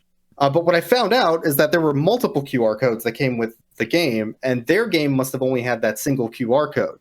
So the way I speedrun it is by using Kaioken times 20 QR code. Right, you just got a better QR code, yeah. Well, I have a better QR code, so I have a better time. That's how the speedrun works. Yeah. Kinect speedrunning is the dumbest thing. Good. No, I like that. That's... You know, it's funny. The only Kinect game that's ever crossed my radar. So, like, one of my big shticks is mecha stuff, and I know there is a much maligned Steel Battalion Kinect game. Was that by any chance in your pile of games? I have that. You have it, okay. That's still on my backlog. Okay. The Steel Battalion game requires you to sit down in a chair. First of all, so it's an active Kinect game that uses the Kinect sensor that requires you to sit down. Good. But you need to be sitting down with nothing around you. So you need to be in a completely open space with just a chair. Right? Yeah. And then the other thing it expects you to do, because it follows your head movement as you turn left and turn right to access things on the controls. In actual Steel Battalion, you have this big controller that's like 4 pieces and like pedals and such, right? So the Kinect emulates all that. So you just have to like wiggle your hand over and be like, I think that's the right one, but it requires precision, so you have to like be actually really close to it. And you can't see anything while you're in your tank. All you can see are the panels in front of you. So if you want to see where your tank is going, you have to stand up to look outside of the top of the tank. It's basically unplayable from what I understand. So I haven't given it a chance yet because the Kinect requires so much space. Yeah. Even when I'm like way in the back corner there, from where I have my TV and my Kinect, it often loses track of me. So I'm worried about setting up a chair back there. Yeah, no, I noticed that from watching the DBZ Kinect VOD was that there were at least a few times even then that, you were too close to the camera, back up or whatever. And like the Kinect expected you to have an entire living room space between your television and where you're playing. It's just not very good technology. So going back to GDQ, I would like to get it at GDQ. I imagine it's not very easy to set up on stage at GDQ. But GDQ, online, I can just do it from my room. And we all saw that Half-Life Alyx speedrun with VR. Yeah, right? And Kinect is basically just the same thing, It's the same thing, but way worse. It's great. It'll be perfect. They'll love it. Plus, like, DBZ is totally not a niche thing that... oh, yeah. No, it's the brand. You got to sell the brand sometimes when you're doing these games, these licensed games. Absolutely sell the brand. I don't... speaking of online marathons, I don't know if you're familiar at all with License-a-thon, but I'm sure DBZ Kinect could find a home there. If you're ever so inclined to test it out at an online marathon. Speaking of the QR code, by the way, if somebody does want to speedrun Dragon Ball Z for Kinect, the QR code is literally just an image you can find on Google.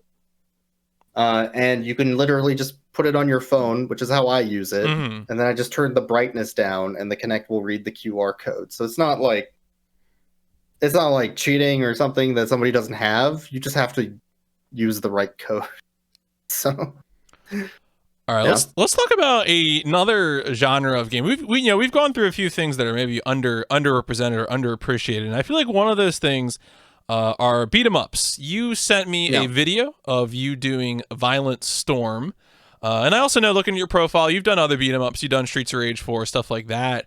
Well, so let's talk about maybe beat 'em ups generally. Is that a genre that you played a lot? Had you played it? Because Violent Storm has been around since '93. That's an arcade game. Yeah, I used to go to my local arcade a ton and just pop quarters in the machines. Especially with some not very good ones like X-Men and Simpsons. Simpsons is god-awful as far as beat 'em up goes. If you haven't played Simpsons in the last 20 years, you need to go play Simpsons and then never touch it again. That game sucks. But yeah, I mean, I'd always played a lot of beat 'em ups in the arcade and try to get my friends to jump in because they were 4-player or 6-player sometimes. So like we could just crowd around and play it. It was great. And I just really enjoy them, to be honest. I played a ton of beat 'em ups even outside of speedrunning. I just think it's a fun genre. So was Violent Storm one that you had encountered back in your local arcades, or is this something that you only discovered when you're like, hey, what would be a cool beat 'em up to speedrun? Yeah, that one I found. That one also has a couple GDQ runs, I think. Which is interesting because if you want to speedrun Violent Storm, it doesn't really have a port to anything. Yeah, it's an arcade game, right? It's just straight arcade. Yeah. So the way they had to do it at GDQ was actually hook up a JAMA board with an output. Okay. And play it on arcade hardware, which is not something that's easy to set up on stage, by the way. So that one's interesting. I just found that one. It wasn't even a GDQ run that I found it in. I was just digging through random arcade games to see what was fun. And that one struck me because the music's so good. And I tend to speedrun games that just have really good music because that's what I enjoy a lot in games that I play over and over. So that one's just really, really fun. It reminds me a lot of like Battle Circuit, which is another one that I speedrun that just has like goofy humor and really good music.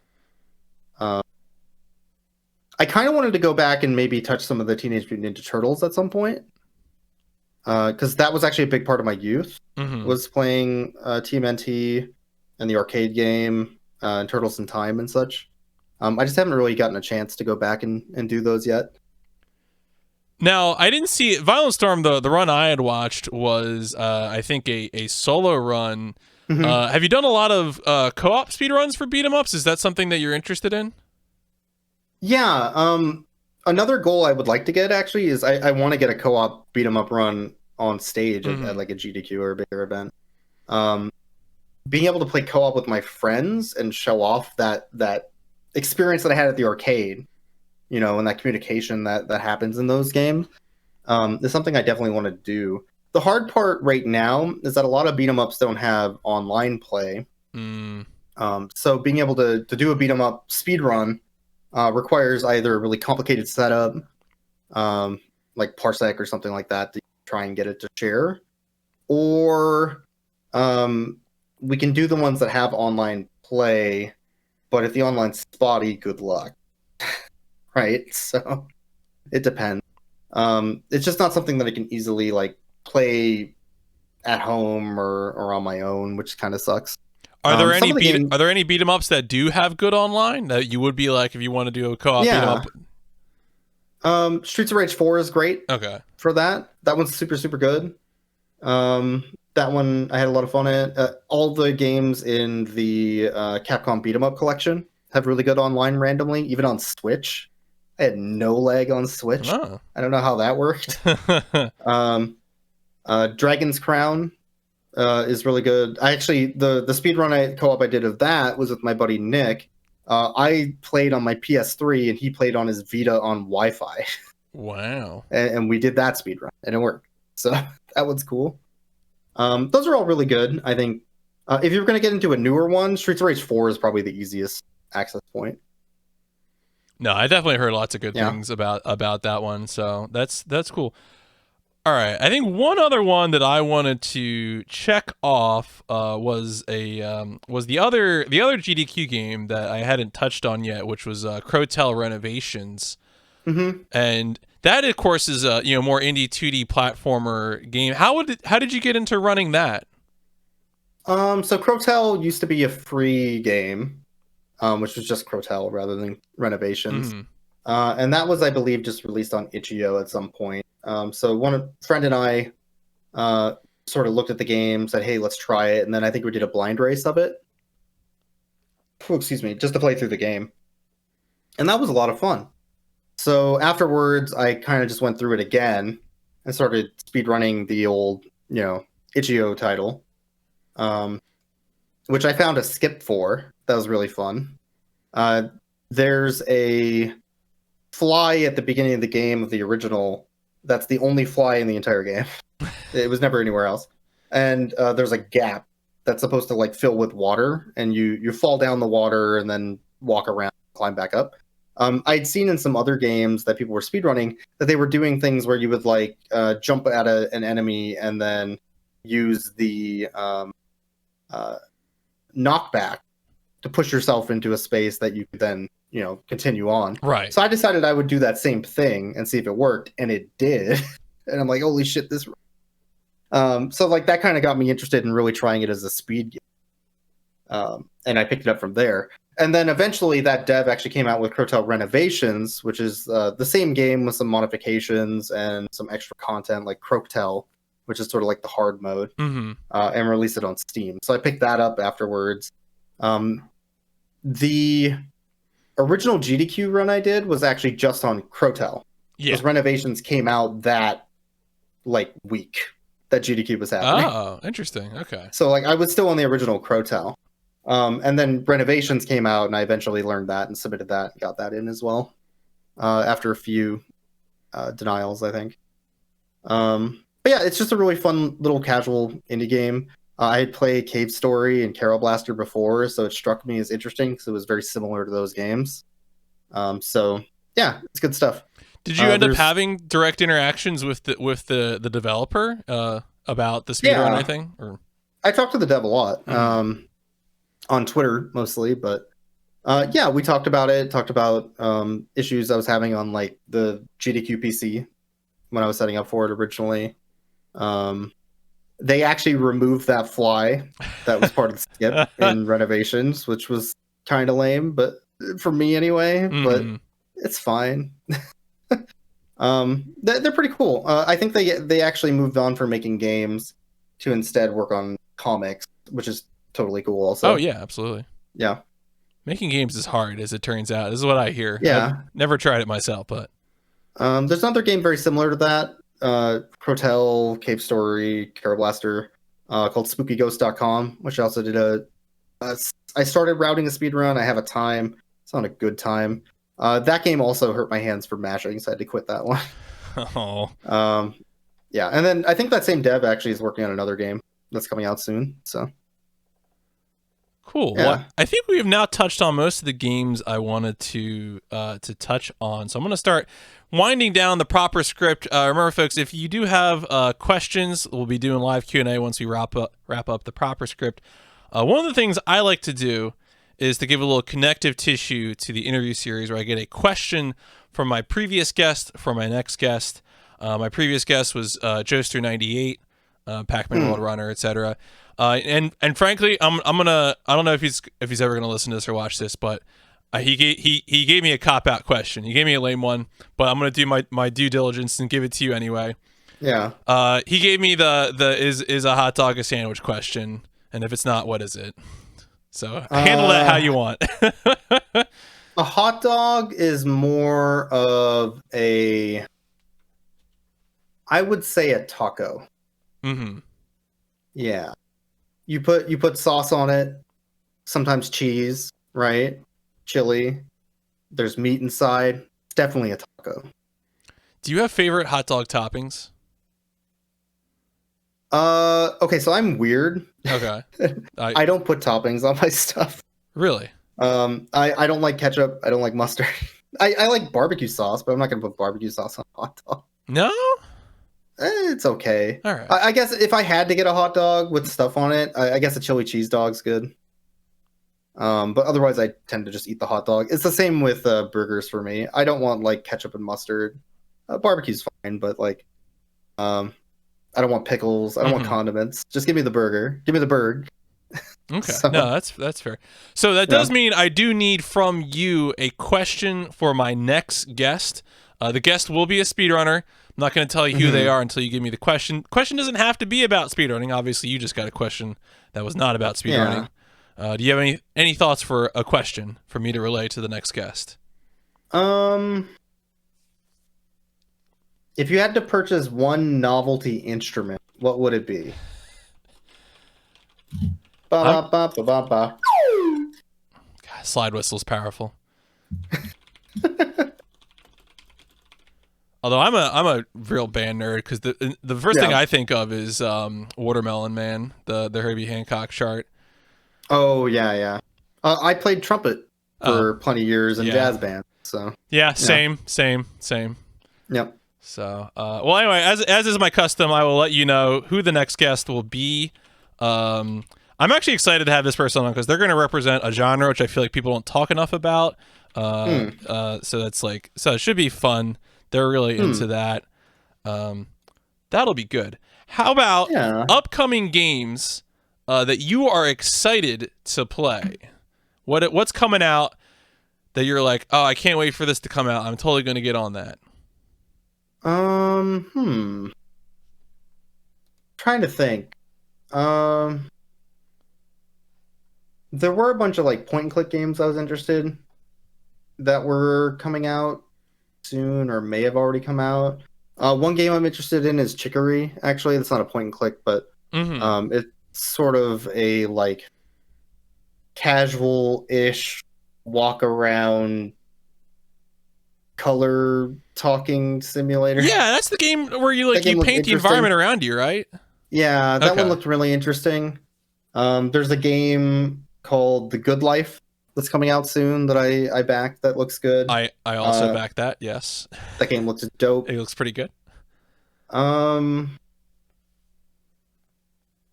There's the new game from the what is it? The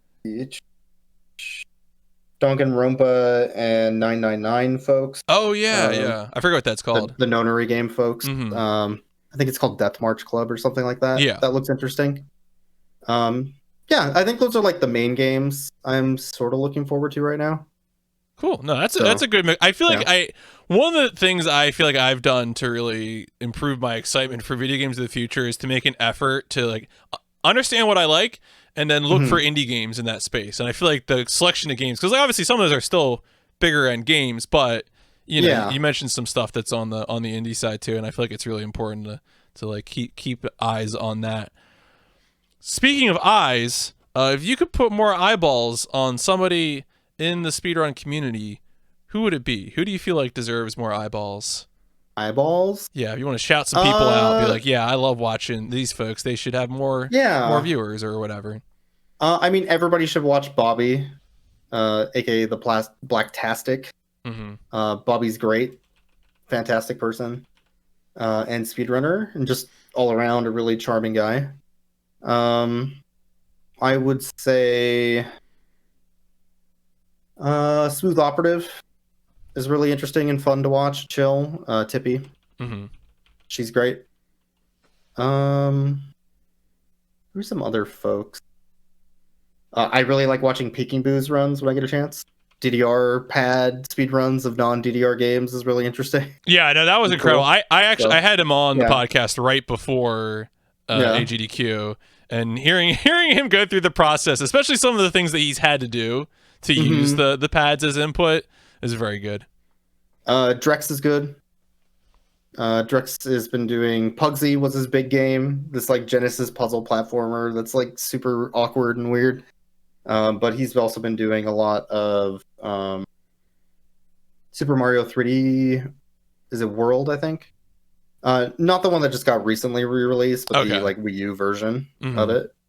Yeah, so he's really good. Yeah, I think those are probably the big ones. Konasumi's really, really good. Interesting runner. A lot of positivity. Cool. Yeah. No, those are all solid recommendations. Well, what about you? Where should people find you, and what should they be looking for? Yeah, so you can find me at pepsiman.net, which is my Twitch channel. You can also find me on Twitter at @the_Boyks. You can also find me on Bandcamp, boyks.bandcamp.com. I make mashup music. It's pay what you want, whatever. I have an Etsy where I sell Game Boy modded stuff and potentially more stuff in the future. Is that where you sell the Another Day in Paradise t-shirt? That is on my Designed by Humans. Oh, okay. website, which is just a t-shirt company, basically. So, yeah, you can find me in any of those places. Cool, yeah. So also my podcast. I forgot about my podcast. Yes, I was about to get you on Rough Cuts. Please tell me the podcast real quick where people can find that. So that's roughcutspodcast.com. That's RUFF podcast. Or RUFF cuts CUTS podcast.com. That is a podcast where I host that with my buddy Ilion. We watch movies that star dogs, and then we rate the dog at the end. The dog, not the movie. No, the movie sucks. But the dog's at least like has redeemable quality, unlike the films we usually want. Is there a go-to episode for this podcast? If I wanted to listen to an episode to test the waters, which episode? I would suggest either. Is it episode 10? Let me go look at it again. Wah, wah, wah. It's the Axel episode. AXL. Axel was a movie about...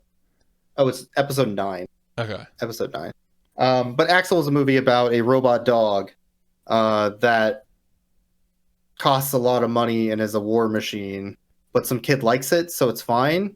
And then they just cover half the movie in like dirt bike footage because the director really liked dirt bikes. Wait, was it actually filmed for the movie, or was it just like found footage dirt bikes? Well, okay, so yes, it was filmed for the movie. They just spent a bunch of money shooting cool dirt bike scenes because the dude was really into dirt bikes, and he had a bunch of money to burn. So that one's really good. The other one I would suggest is the Super Mario Brothers movie episode. Which is a dog movie because, as we all know, Yoshi is both a dog and a horse, and dogs and horses both lay eggs, so Yoshi also lays eggs, and it all makes. No, it works out. It's true. Yeah. All right. So, well, in that case, let's wrap up the formal part of the podcast. Boyks, thank you so much for giving me all your time. I do need one more thing from you, which is I'm going to use a cheesy catchphrase like "Let's boost on out of here," and when I say that, I need you to give me your best rocket engine noise. Okay. Excellent. Folks, thank you so much for listening. Let's boost on out of here.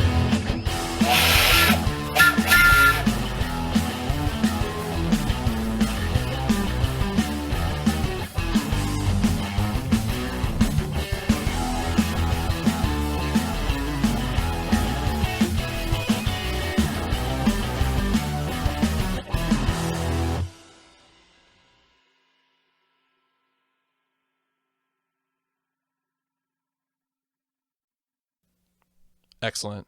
I used to have one of those little. I don't know what happened to it. I mean, so like probably haven't seen it in years.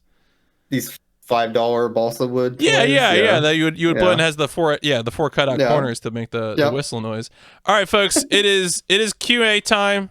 If you got questions that you want to throw at Boyks here, we have the front page of speedrun.com for another 20 minutes. So speak now or forever hold your peace. I feel like there was chat got really active when we got into the food thing. Suddenly, everyone spoke up. All right, Albert, when are you speedrunning All Dogs Go to Heaven for DOS? The superior version of the game. How many versions are there? There can't be that many versions, but I mean, does it run in DOSBox? I mean, maybe. Oh, it's a 1989 DOS game? Oh boy, this seems cursed. Oh no, it runs in DOSBox. Miserable. I might. Yeah, this looks God. I got to the movie games page from looking at screenshots. If you really want to get a DOS speedrunner on the case, you should go talk to Captain Clever. Yeah. Magi asks simply Boyks, Chandelar? Yeah, so Chandelar is a Magic the Gathering roguelike that came out in the 90s from Microprose. And I used to do speedruns of it because I actually routed that game originally before anybody did any speedruns of it. And I don't know when I'll be playing that game again because like it doesn't run super well on Windows 10, which was the main problem. It like worked in Windows 7, but so I'd have to set up some sort of emulation box or something to get it running again. Maybe. Yeah. I mean, yeah, I guess we'll see. Those late 90s games are always a true dice roll when it comes to them working properly on Windows 10. Oh, here we go. Pro poking of the Daily Noob. How does one acquire such a beautiful hairstyle like yourself? Oh, this? So the trick is you enter a global pandemic. And then you just don't get a haircut for a year and a half. Yeah, that worked for me. That worked, yeah. Simple. Yeah. What? Here, barbers hate it. One weird trick. Yeah, exactly. Oh my goodness. What else is going on? Oh, got it. Thank you. All right, there we go. Excellent. No, it's fun. Especially we're at the point now in our 30s where like all the people who were going to be balding are like firmly down that road and had to make some choice, about it. Yeah, like either you just go with it or you try to hide it, right? I think you just go for it, right? Like, yeah, one of my buddies just shaved, went straight bald. It was like, nope, we're just shaving it off. Yeah. I'm sure I'll bald soon. It's fine. We'll see. Who knows? Yeah. What sort of posters you got back there? I see dog. One of them just says dog. Oh, yeah. But are they all like dog movies or what we got? So this is a movie that we did on the podcast called Dogs. Okay. Which is a David McCallum film who was like a serious 60s and 70s actor. Sucks. But the film was about a town that had released some chemical in the air that was causing dogs to go murderous, and then they took over the town. It's basically Night of the Lupus or Night of the Lepus or whatever, the rabbit movie, but with dogs. So it's not a great movie. It's mostly boring. And there's a lot of scenes of people getting out of their car and then walking 5 minutes in real time to a door as they talk. And then, the rest of those are Nintendo Power posters. Oh, actually. Okay. So I got Tony Hawk's Pro Skater, Doom 64, Pokemon, Banjo-Kazooie, Star Fox 4, Diddy Kong Racing, and Wario Land 2. And those are from my copies of Nintendo Power that I had as a kid. Yeah. Have those survived moves then? I feel like getting posters to survive moves is very, very fraught with problems. I guess you did it. Yeah, I mean, they do survive. They have, like, some rips and tears. They're not straight. They have holes in the, like, tack on the back, but I've had them for quite a few years, so. They're not worth anything anymore. Yeah. What's the best dog movie you've watched so far? The best dog movie? Yeah. The best dog movie is well, okay, there's best and there's most entertaining. So the best movie, like most well shot and coherent and actually good film, is The Pack, 1977. That movie's just shot well. It has a very interesting message about how humans neglect nature, and if we neglect it, then it will come back to attack us or bite us back. But all we need to do is like take care of animals and not be abusive to animals, that type of thing. It's just a really good film. And they had like actual real dogs with real trainers that they put in what look like very scary, dangerous situations for the humans in the scenes. Like it's a good movie. The best film, like most highly entertaining, is probably The Bracelet of Bordeaux, I would say, which is a somewhat newer film that we did on the podcast. But that movie's weird. It's a Dove film, which, if you know Dove movies, which most people don't, is basically Christian propaganda movies. Oh. But it doesn't really have any Christian messaging. It's just like an acid trip, I guess. It's really weird. But it's about like an Italian mafia in Texas that are doing a bad Sopranos accent, that are stealing dogs to sell on the dog black market. And a child that just moved to that town and her French resistance fighter friend get a World War II amulet of power that allows them to use their imagination to just create things out of thin air, The Mask style. Oh, okay. And then solve this illegal Italian dog stealing crime ring. There's a lot going on here. It's a lot. And it's completely just, they went for it and they failed miserably. It's like The Room of dog movies. It's so bad. Is the thing that gives her the power the bracelet? Is that the titular bracelet?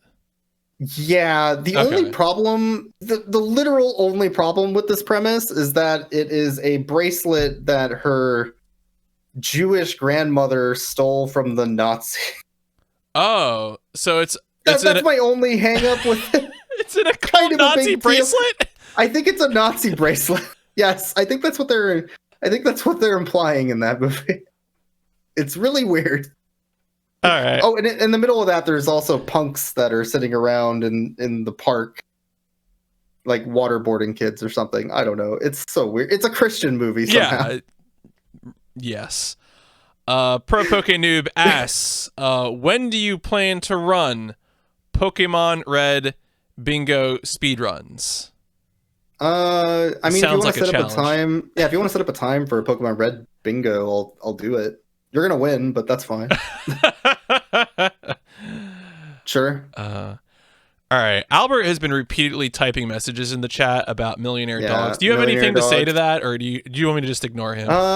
Yeah, Millionaire Dogs is a movie that Albert suggested we watch, which we did for the podcast. And how'd that turn out? One of our earlier episodes. That movie is garbage. It's like a German film about the worst dogs, the most selfish jerks ever in the history of animated animals. They're so bad. I believe at the end of that episode of the podcast, I asked Germany to apologize for making it. So, like 9 out of 10 movie. Yeah, 9 out of 10, basically. Yeah. Magi asks, can you talk about your Wii U? Yeah, I guess. I picked up a Wii U recently. Oh, recently? Okay. See it on the floor back there with my like arcade sticks. Yeah, I missed out on buying the Wii U, like most people. But now it's actually what I tend to do is when game consoles start to become out of popularity, I start picking them up because they're cheap. Right. The Wii U is super cheap right now, and most of the Wii U games did get ported over to Switch, but there's still some that are really good on the console. And I think actually adding in the tablet makes them better games. So I've been digging through it slowly. Pikmin, Super Mario 3D World.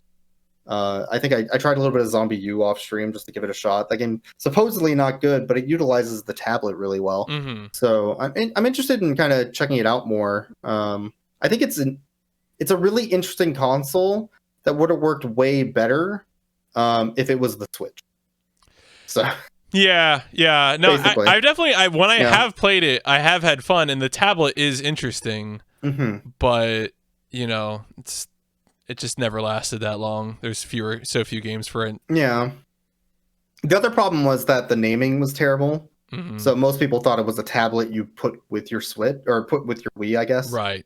When it's a console and a tablet. So terrible marketing. Yeah. No, it's unfortunate, but interesting nevertheless. And certainly, if you like experimenting with that kind of interface stuff, then perfect time to pick it up. Yeah, it's super cheap. Most of the Wii U games are like $10 to $12, to be honest. Oh yeah, the Wii U copies will be cheap too. Yeah. I can't imagine.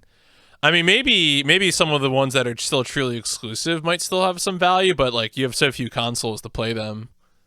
Yeah, I don't think it'll be like the Wii where it was like so overproduced that this always going to be worth nothing. I think in a couple years those games will go up in price. There's like the Paper Mario game, Color Jam, I think that's what it was.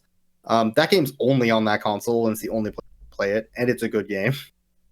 So like if you want to play that game, and there's a fan community that comes up around that as we start to get older and they start to grow up, I think it'll go up. It was the same thing with the PS3. Like PS3 games were super cheap for a while, and they're starting to bounce a little back now.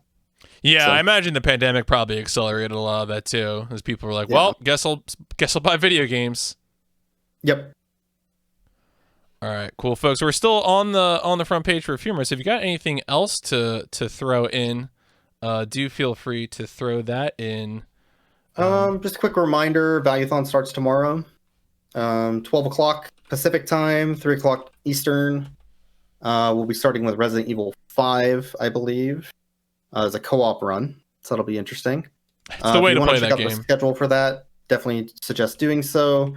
I don't believe the Oangus is that not updated? Is fully up to date, but I did update the Herrera. Yeah, let me put the Herrera and then just drop that link in the chat. That one should be fully up to date. Okay. There's some bonus incentives, things going on. We'll also have front page on Twitch tomorrow night. So it should be a good time. Yeah, no, I'm definitely looking forward to it. It's definitely I had taken a little bit of a break from doing marathons after AGDQ, and I was like, seeing stuff coming up. It's like, Valuethon, let me put in some stuff for that. Yeah. See where things go. I'm always ready to put True Crime New York City in another marathon. I've sort of been on a world tour of that game for like 3 years now. So I mean, we all have games that we like running in marathons that we just think is fun. Yeah, for sure. If I was better at Goose Game, I'd submit Goose Game. But like, I like Goose Game as a speedrun, but then people got good at it, and I'm like, I don't want to get good at it. So that's too much. Do you have any top picks for Valuethon? Oh yeah, for like what to watch. Yeah, there were a few that stuck out to me that I thought were really interesting. Obviously, I like beat 'em ups, so River City Girls, I think will be a really interesting run by Goofy. We also have Fire Emblem Three Houses, Verdant Wind with Aeon Frodo. Always good runs from Aeon Frodo, so that'll be exciting. One thing I thought was neat was the Mega Man 2 Power Fighters. There's an incentive to run the first Power Fighters and the second Power Fighters, which are Mega Man 2 arcade fighters. They're fighting games with Mega Man mechanics. But that runner was going to run them both with the same inputs. Oh. So beat 2 fighting games with the same input. Mm-hmm. Sweet. That sounds dope. That sounds good. There's True Crime from somebody I've never heard of. God, why would you do that? We're going to have a neat little rhythm section, sort of in the middle of Saturday morning with Dungeon Hearts, Quaver, and D4 DJ Groovy Mix. So that'll be neat. Bunch of rhythm games. The other ones I thought were neat. Personally, Metroid Prime 2 Echoes Randomizer. I haven't ever seen a Metroid Prime. They got randomizers for everything now. Yeah. That one's going to be dope. Ringling Bros and Barnum and Bailey Circus for the Wii Race. 2-player racing, like a crappy shovelware minigame collection. Yeah, no, that's what I call a circus. And then we also have the FMV block sort of near the end of the night with Wirehead and Fort Boyard. So if you dig old FMV games, that's how we're kind of ending the marathon. Yeah. Also, of course, Barbie Fashion Pack, very important. Yeah, wrapping it up there at TBCR at the end. That should be really good. Yeah. There's a lot of good stuff on the schedule, though. Honestly, it's a really packed schedule. Yeah, so, no, it's actually, I mean, looking at it right now, you know, I Blade 2, if you love broken 3D games, Blade 2, Matt is incredible. I'm really, really looking forward to seeing that deployed at a marathon. That definitely caught my eye right away. Gotcha. What about, okay, well, we got more questions here. What about favorite dog-based video game? Dog-based video game. What's the name of that game? 1 second. I believe it is called Jerry Rice and Nidus's Dog Football. That's the one for Wii, right? Is that? Yeah, it has a Steam port. Oh. You can buy it right now and play it on your PC. Can you really? Wait a second. Yep. There it is. I just found it. God, that's incredible. That game is dope. Oh, so you have played it? I've seen it played. Okay. Yeah. What are other good? I'm trying to think. There's a really good Scooby-Doo point-and-click adventure game on the Genesis. Mm-hmm. That one's good. I know there's a lot of bad ones. I can't think of too many good. Yeah, it's interesting. Yeah. I recently tried to do like a list of dog-based games, just to kind of see what was out there and to see like to what extent this is really a meme. And of course, like a lot of the list was, as you just mentioned, Scooby-Doo stuff is Scooby-Doo. I don't know. It was really like, some of them were bad, but like there are some good indie ones that I feel like have been well received. Like, you know, Pet the Pup at the Party. Oh yeah, that one's fun. That one's fun.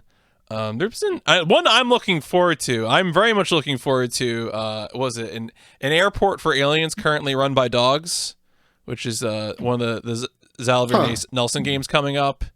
You know, like he was the writer for Hypnospace Outlaw, so that makes sense. Does Watch Dogs count? Does Watch Dogs count? Well, you know what? You know what's a good dog game? Sam and Max. Sam and Max. Yeah, that's another series. I love Sam and Max. Yeah. I think in there's a GTA. Well, it's kind of, I call it a GTA clone. Dead to Rights. Apparently, you have a dog companion. Yeah, I've seen that game played. Yeah. The other dog game. What is it? 100-foot robot golf. Oh yes, where you have the corgis, the 5 corgis that control. Yeah, the Voltron corgis. That's right. That's I should go back to. I mean, my shtick is like I love doing mecha stuff besides doing crime stuff, so I should probably go back to that at some point. Oh, for sure. Yeah. You could do it in VR. You can do it in VR, PSVR. I do. Yeah. I did try that once. Do you have PSVR? Or? I don't have VR. I have a Move. Okay. A horribly smoke. Ruined PS Move that I bought on eBay. But I don't actually have the PlayStation VR yet. I need to get a PS4 if I'm going to do that still, or PS5, I guess now. Yeah.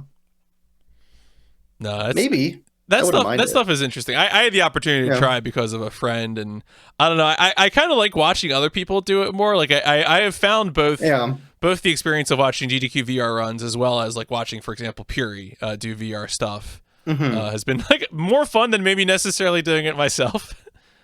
That's true.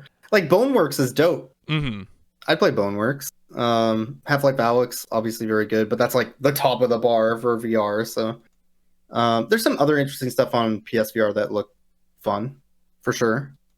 I think right now VR still has a ton of shovelware. I'm not sure if it's going to get past that point, to be honest. Yeah. We'll see how it evolves. I'm thinking VR is going to end up like the Wiimote eventually. Eventually, yeah. Where it's like people are going to copy it, it's going to come out and everything, and then like people realize they don't actually want motion stuff because motion stuff isn't that fun. It's a little different in VR because it's not motion, right? There's an experience to it. But it requires a completely different way of developing games from the ground up that I think a lot of developers just aren't willing to embrace for the cost. So yeah, definitely. We'll find out. All right. Well, we're at 10:30 now, so we've wrapped up. Do you have a raid target that we can go to? Let me see who's online.